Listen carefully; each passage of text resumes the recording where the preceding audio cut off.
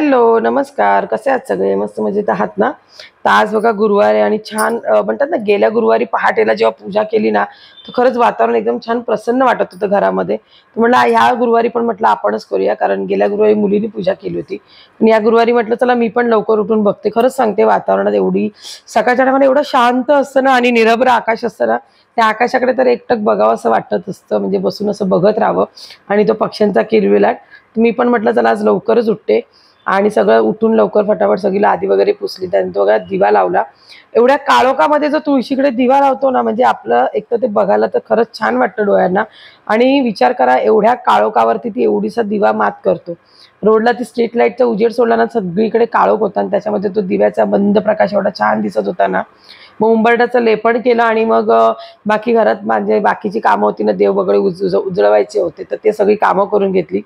ते होईपर्यंत बघा लेपण आपलं सुकलं आणि त्याच्यानंतर बघा छान अशी पूजा केली. आजचा उंबरठ्याच्या रंगाचा कलर बघून तुमच्या लक्षात आलंच असेल, की आज मी साधारण तर हिरव्या रंगाची थीम अशी केली, लाल आणि हिरव्या रंगाची. मी पहिले सांगितलं, की यावेळी विचार असा आहे, की प्रत्येक गुरुवार हा एक लक्षात राहण्यासारखा वेगळा करायचा.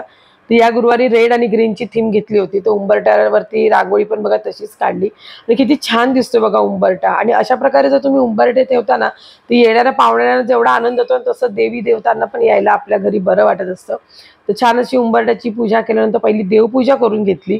कारण का ह्या आपल्या रोजच्या पूजा आहे, जे तुळशीचं आहे, उंबरठा आहे किंवा देवघराची जी पूजा आहे, स्वयंपाकघरातली पूजा आहे, ह्या आपल्या रोजच्या पूजा जेव्हा होतात ना, त्याच्यानंतर आपण जेव्हा देवीची पूजा करायला घेतो ना मार्गशीर्षची, तर आपल्याला अडचण पण होत नाही आणि पूजा पण एकदम व्यवस्थित होतं. आणि जितक्या लवकर मी म्हटलं ना, मी शक्यतो आता प्रयत्न करते जेवढ्या लवकर होईल तेवढ्या लवकरात लवकर उठून पूजा करायची. कारण खरं सांगते याने खूप मनाला समाधान भेटतं आणि मेन म्हणजे धावपळ आपली होत नाही, दगदग होत नाही. तर बघा छान अशी पूजा केली. कारण गजरेही मी आदल्या दिवशी करून ठेवले होते. त्यामुळे म्हणतात ना, दुसऱ्या दिवशी जी त्रास असतो ना, तो होत नाही आपल्याला तेवढा.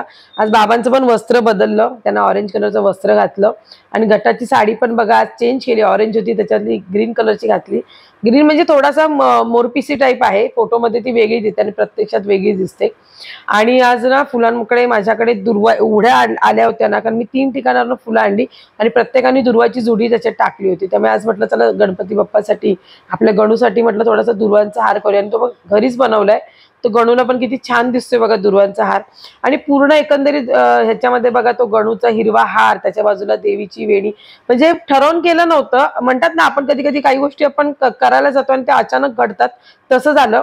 फक्त देवीचं काहीतरी स्वरूप वेगळं करायचं हे माझ्या डोक्यात होतं, की मी दरवेळी देवीचं स्वरूप वेगळं करेन. पण काय करेन हे माझ्या डोक्यात नव्हतं आणि हे पण मी बोलली ना आणायचे मला काल परवाच पार्सल भेटलं. त्याच्यामुळे मला असं हा कलर पण मिळाला. आता मग विचार पडला होता, की काय करायचं? तर बघा देवाऱ्याला पण त्यावेळी लडी बघा ज्या म्हटलं आता माझी मुलगी जेव्हा गेली ना, तर ती 2 लड्या अशा साईडच्या घेऊन आली. ते बघा देवाऱ्याला पण पांढरा आणि मरून कलरच्या फुलांची ती लडी लावली. आणि ह्या तर कालच माझ्याकडे आल्या होत्या परवा. तर म्हटलं चला आता हे आल्या ना आणायचे. आणि माझा आज विचार होता साडी वेगळी. जसं मी प्रत्येक गुरुवारी साडीची म्हणजे फेर जो असतो ना, आपण कसे 9 वारी नेसतो, 5 वारी, तशी बघा प्रत्येक गुरुवारची माझी साडी एक वेगळी होती. तर या गुरुवारची पण म्हटलं थोडी साडी वेगळी नेसवूया अशा. पण म्हटलं काहीतरी वेगळं स्वरूप करायचं होतं. तर माझ्या डोक्यात असं काय नव्हतं. म्हटलं ना एक-एक गोष्ट आपण जमा करत जातो आणि मग ते आपणच घडत जातं. हे लावत होती तेव्हा कल्पना नव्हती, की कसं लावायचं. आधी विचार करत होती. बऱ्याच वेळानंतर सुचलं, की नाही आपण त्याला वर-खाली लावण्यापेक्षा आपण सरळच लावूया. कारण मला लाइटिंग करायची नव्हती एक्स्ट्रा. म्हणजे दिव्यांचा जो मंद प्रकाश असतो ना, समईचा, दिव्यांचा, तोच मंद प्रकाशामध्ये देवीला ठेवायचं होतं. एवढं छान दिसत होतं रूप. तर मी म्हटलं नको लाईट्स नको. मग त्याच्या व्यतिरिक्त आपण काय करू शकतो? तर तो विचार करून म्हटलं शेवटी डेकोरेशन करायला घेतलं. आणि खरं सांगते जेव्हा तुमच्या मनात नसतं ना आणि तुम्ही त्या गोष्टी करता, हे कधी होतं माहिती आहे आपल्याकडनं घडतं जेव्हा आपलं मन शांत असतं. आता बघा माझ्या सगळ्या पूजा झालेल्या असल्यामुळे आता ही पूजा करताना माझं मन एकदम शांत होते. कारण माझ्या डोक्यात कसले विचारच नव्हते. त्याच्यामुळे म्हणतात ना आपणच हातातून एक कलाकृती जशी घडावी ना तशी आपणच घडत जाते. त्याच्यानंतर बघा आता माझी साडी मी फक्त फिक्स केली होती, की माझ्याकडे हिरवी साडी मी आज नेसवणार आहे. कारण जसं म्हणतं ना नववधू जशी येते तेव्हा तिला पिवळी साडी नेसवतात, मग लाल साडी नेसवतात, मग हिरवी आणि मग शालू. तसं काहीसं मी या गुरुवारी थीम ठेवली होती, की माझ्या डोक्यात ती थीम आहे. म्हणून मी पहिल्या गुरुवारी बघा पिवळी नेसवली होती, दुसऱ्या गुरुवारी लाल. तर आज म्हटलं हिरवी नेसवायची साडी सॉरी. तर म्हटलं तर काय करूया, तर त्या हिरव्या साडीला ना लाल काठाची बॉर्डर होती. तर म्हटलं मग माझ्या डोक्यात आलं की आपण लाल कलरचं थीम ठेवूया आणि हिरव्या कलरचं, म्हणजे हिरवा कलर साडीचा फक्त ठेवायचा आणि बाकी सगळं रेड ठेवायचं, त्याच्यामध्ये ते उठून दिसणार म्हणून. आणि देवीचं तर तुम्हाला बोलले की देवींचे सध्या मुकुटही मी घरातच केलेले आहेत. 4 गुरुवारी 4 मुकुट लावायचं, पण ते मुकुट अशा पद्धतीचे की त्याचा खर्च परत नाही वाढला पाहिजे. तर छान अशी बघा अशी पूजा मांडणी झाली. तर बघा किती छान वाटतंय. पांढरा कलर आणि लाल कलर मध्ये हे कॉम्बिनेशन केलंय डेकोरेशनचं असं. रांगोळ्या पण इथे मी वरतीच मांडते, कारण माझा पायाचा इश्यू आहे. कधी कधी खरंच वाटतं खाली ना देवीचं म्हणजे जे मांडतो ना आपण ते खाली मांडावं, तर खाली जागा पण भरपूर मिळते आणि बरंच काही करता येतं. पण पायाच्या दुखणीमुळे मला खाली बसताच येत नाही, त्यामुळे पूजा मांडणं शक्य नसून बघा टिपावरच मांडली चारची पूजा. तर बघा गुलाब पण लाल कलरची आज खूप होती, पिवळं म्हणजे म्हणतात ना आपल्या मनात नसेल ना एखादी गोष्ट, पण देवीला जर ती आपल्याकडनं करून घ्यायची असेल ना, तर देवी आपल्याकडनं त्या गोष्टी करून घेते. हा माझा स्वतःचाच अनुभव आहे.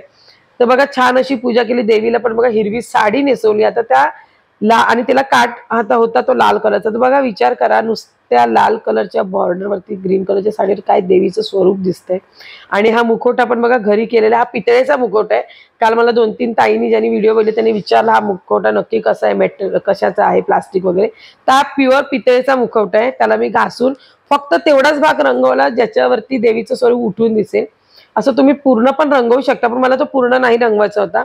आणि पहिली गोष्ट, काल माझ्या आईला हे देवीचं स्वरूप खूप खूप आवडलं, कारण हा मुखवटा मला तिनेच घेऊन दिला होता. तिच्या म्हणजे तिच्याकडे पण असा सेम मुखवटा आणि माझ्याकडे पण. पण काल रंगवल्यानंतर तिचं पण म्हणणं होतं की राणी खरंच खूप छान दिसतोय गं मुखवटा आणि पूजा खरंच खूप छान मांडली गेली.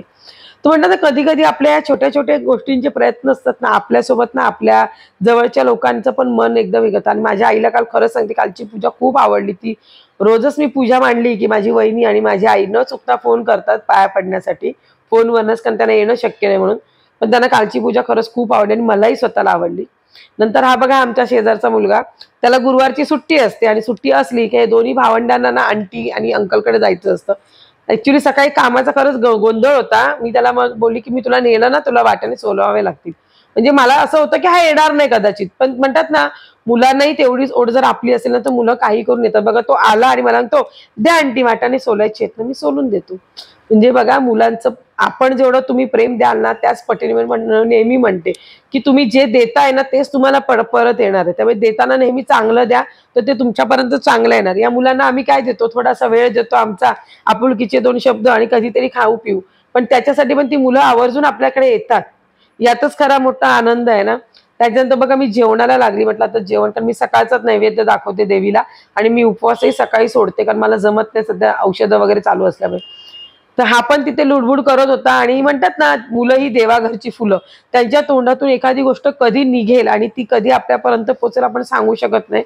कारण तो आधी मला बोलला चल झालं आता मी घरी जातो, पण नंतर त्याच्या काय मनात आलं तो जायला तयार नाही. गेलेला मुलगा परत आला आणि आतमध्ये मला येऊन विचारतो आंटी तू काय करतेस. तर मी म्हटलं अरे जेवण करते आता. मग तू व्हिडिओ करतेस का, म्हणजे त्याचे हे प्रश्न होते, बालमनाचे प्रश्न असतात ना, कधी कधी खरं ऐकून आपल्याला हे वाटतं. मी म्हटलं हो जेवण करते. तर मी पण तुझ्या व्हिडिओमध्ये दिसणार का, मी म्हटलं हो दिसणार का रे. नाही मला पण व्हिडिओत यायचंय, पण मी व्हिडिओत येऊन काय करू. म्हणजे बघा मुलांना पण आहे ना कुतूहल असतं कुठल्या गोष्टीचं. मी म्हटलं तुला काय करायचं ते सांग, ते व्हिडिओत आपण करूया. जाऊ दे मी तुझ्याकडे जेवायला येतो, जेवायला थांबतो. म्हणजे तो सहज बोलून गेला. आपण म्हणतात ना कधी कधी मुलाच्या तोंडातून आपली सरस्वती किंवा आपले परमेश्वर बोलत असतात. तर मला मला पण बघा आजच्या दिवशी तो माझ्याकडे जेवला, किती बरं वाटलं, म्हणजे एक समाधान पण लागलं. आणि त्याला व्हिडिओ द्यायचा होता म्हणून तो सारखा सारखा मध्ये मध्ये येऊन मला प्रश्न विचारत होता. त्याचं असं होतं की मी व्हिडिओ केला तर मी कशावर करू. तर मी त्याला ते समजवत होती, अरे तू अभ्यासावरती व्हिडिओ करू शकतो, तू पोएट्री बोल त्याचा व्हिडिओ कर आणि युट्यूबला टाक. बघा मुलांना ना मोबाईल पासून लांब करायचं असेल आणि मोबाईलची पण आवड असेल ना, तर मुलांना त्यांच्या कामात गुंतवा, अशा कामात गुंतवा ज्याच्यातून त्यांचं ज्ञानार्जन पण होईल आणि त्यांना मोबाईल जर पाहिजे जरी झाला ना तरी तो कामापुरती वापरतील. बऱ्याच बघा आजकाल असं मोबाईल हे यंत्र असं आहे ना, ते लहानापासून अक्षरशः मोठ्यांपर्यंत सगळ्यांच्या हातात तुम्हाला मोबाईल दिसेल आणि बरीच लोक मोबाईल हाताळता जातात, बऱ्याचशा गोष्टी त्याच्यावर सर्च मारतात. मग ह्याच गोष्टी जर मुलांना लांब करायचं असेल ना तर त्यांना त्याच्यामध्ये गुंतवा, पण अभ्यासिक दृष्टिकोनातून गुंतवा किंवा ज्ञानाच्या दृष्टिकोनातून गुंतवा. तर बस असं मला वाटलं ते मी तुम्हाला सांगितलं. तर बघा आज मी तुमच्यावर एक रेसिपी पण शेअर करते, फ्लावर वाटाणा रस्सा भाजीची. तर आता बरेच लोक म्हणतील की उपवासाचं जेवण आहे तर तुम्ही कांदा वापरता. तर मी एक सांगते, मी पहिलेही क्लिअर केलंय, आम्ही जे जेवतो मग अगोदर लसूण नसला आणि तरी जेवण केलं किंवा कांदा नसला तरी जेवण केलं, जे आम्ही घरात बनवतो ना तेच आम्ही देवाप्रती दाखवतो. देवासाठी असं वेगळं, फक्त आमची जी डाळ असते ना त्याच्यात आम्ही काहीच नाही घालत, ते नुसतं आमचं गोडं वरण असतं.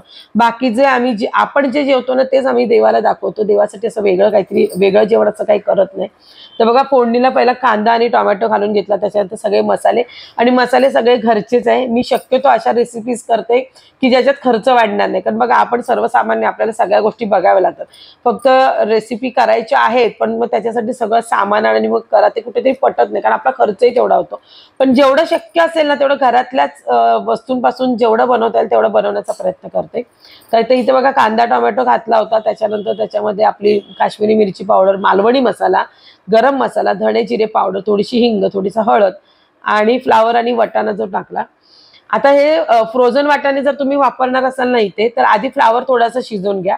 मी हे आता आता थंडीचा सीझन आला, मी वाटाणे सर्रास बाजारात मिळतात, तर तुम्ही तेच आणले होते वाटाण्याचे शेंगांचे, तर ते घातलं. त्याच्यामुळे दोन्ही एकत्र मी शिजत टाकलंय आणि छान असं मस्त ती थोडी पहिली वाफेर होऊन द्यायची आणि मग थोडंसं आपल्याला पाणी पाहिजे, कारण आपल्याला रस्सा भाजी करायची, तर रस्स्याच्या हिशोबाने आपण त्याच्यामध्ये पाणी घालायचं आणि ती वाफेवर छान होऊ द्यायची.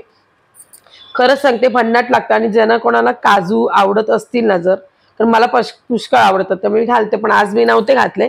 पण जर तुम्ही या भाजीमध्ये काजू जरी घातलात ना तर अप्रतिम लागते त्याची चव. ते कधीतरी करून बघा. आणि शक्यतो काही अशा ठराविक भाज्या असतात ना की त्याच्यात हे तुम्ही असं काहीतरी वेगळं करून बघा, भाज्या खरंच छान लागतात. तर बघा अशी आपली छान मस्त भाजी तयार झाली. त्यात थोडंसं खोबऱ्याचं वाटण घातलं, आपलं ओलं खोबरं जे असतं ना भाजून ठेवलं होतं त्याचं, तर छान अशी भाजी तयार झाली. तर असा होता आजचा एकंदरीत माझा छोटासा ब्लॉग. कसा वाटला व्हिडिओ नक्की सांगा, आणि आवडल्यास लाईक शेअर सबस्क्राईब करा.